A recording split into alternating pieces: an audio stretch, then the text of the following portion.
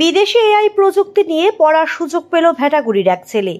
বৃহস্পতিবার দুপুর 2টো নাগাদ এই নিয়ে প্রতিক্রিয়া দেন সৌম্যরত্ন ও তার পরিবার। প্রসঙ্গত, ভেটাগুড়ির সৌম্যরত্ন দেবনাথ 20 জুন আইআইটি গান্ধীনগর থেকে এবছরের তার বিশেষ গবেষণার জন্য গোল্ড মেডেল পেয়েছে।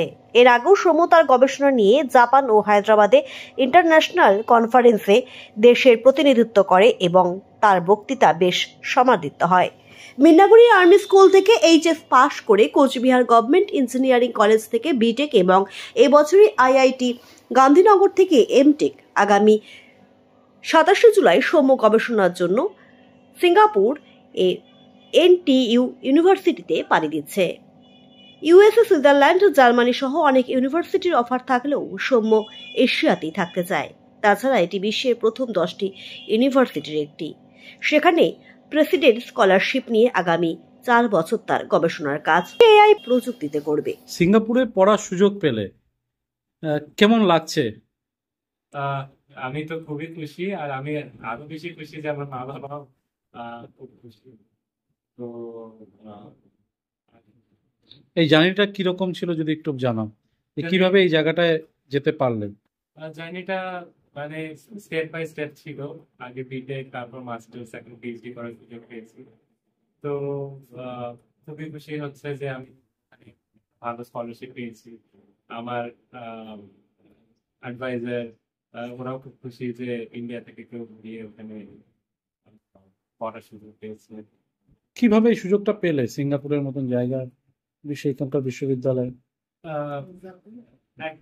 প্রথমত তো আমার রিসার্চ প্রোফাইল খুব ভালো ছিল, আর তারপর আমি ইন্টারভিউ দিয়েছি ওখানে। অনেক লেভেলের ইন্টারভিউ হয়েছে। আগে অ্যাডভাইজারের জন্য, পিএইচডির জন্য ইন্টারভিউ হয়েছে, তারপর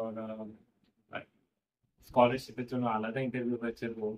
তো সবকিছু রেজাল্ট মিলেই মা বাবার আশীর্বাদ, গাইডের সাপোর্ট, আমার সিনিয়রদের সাপোর্ট, বন্ধুদের সাপোর্ট, সবকিছুর জন্যই সম্ভব হয়েছে। কবে যাচ্ছ? আমি যাচ্ছি পরের মাসে 27শে জুলাই। এখান থেকে আমি রওনা দেবো। জয়েনিং হচ্ছে 1 অগস্ট থেকে। দাদা, কিরকম লাগছে ছেলে একটা এত বড় সুযোগ পেল? আমি চাইছি ও শিখুক, পড়াশোনা করুক বিদেশে, কিন্তু আমার দেশের জন্য কিছু করুক। যার জন্য আমি বলছি না, বা কোম্পানির সার্ভিসটা টাকা কামানোর জন্য তোমার জন্ম হয়নি। তুমি কোনো মানুষের জন্য কিছু করো, আরো বড় হোক, মানুষের সেবা করো, তাহলে আমার স্যাটিসফ্যাকশন। তুমি সত্যিকারের একজন মানুষ হও সবার আগে, সেটাই চাইছি। তার জন্যই উচ্চশিক্ষাটা উনি যতটা পারে শিক্ষা নিও এবং মানুষের। আর এখন তো গ্লোবালাইজেশনের যুগ, যেখান থেকেই করুক সবাই, সারা পৃথিবী এই সুযোগের ইয়েটা পাবে, রোগ। আমি ওর as a parents, as a teacher, আমি এই বার্তাটাই দিতে চাই। মানুষ সবাই আগে সত্যিকারে মানুষ হোক, তার জন্য প্রকৃত শিক্ষার প্রয়োজন, সেটা অর্জন করে।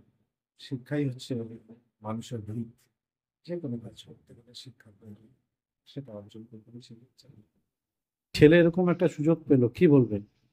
কি বলবো, আমি তো বাকরুদ্ধ হয়ে গেছি, কিছু আর বলার নেই। ও যে সম্মানটা অর্জন করে নিয়ে আসছে, তারপরে ওর পাপাকে আমাকে দাঁড়িয়ে যখন ও আমাদের পায়ের সামনে দিয়ে বললো যে তোমাদের পায়ে আমি এটা মা অঞ্জলি দিলাম। অ্যাজ এ মা ছোটবেলায় পড়িয়েছি, অ্যাজ এ টিচার একটা কথাই শুধু বলেছি, বাবা শিক্ষাটাই মূল কথা না, তুমি মানুষ হও, তুমি তোমার বাবার মতো হও, আর তোমাকে কারোর মতো হতে হবে না। ওর বাবা ভীষণ বড় মনের একজন মানুষ। আমার প্রতি ছেলের যা শ্রদ্ধা ভক্তি, ছোটবেলা থেকে ওর পাপাই ওকে শিখিয়েছে। ও কখনো আমাকে মা বলতে দিত না, ওর পাপা আমাদের মনা। ও নিজেও মনা করে ডাকে, বাড়ির সবাই মনায়, এও আমাকে মনা করে ডাকে। পড়তে গেলে ফ্রেন্ডদের মধ্যে কনফিউশন হয়ে যায় এই মনাটাকে। প্রতিদিন গুড নাইট, গুড মর্নিং দেখতে এসেছিল, পরে ও সবাইকে দেখালো এই যে আমার মা, যে আমার মনা।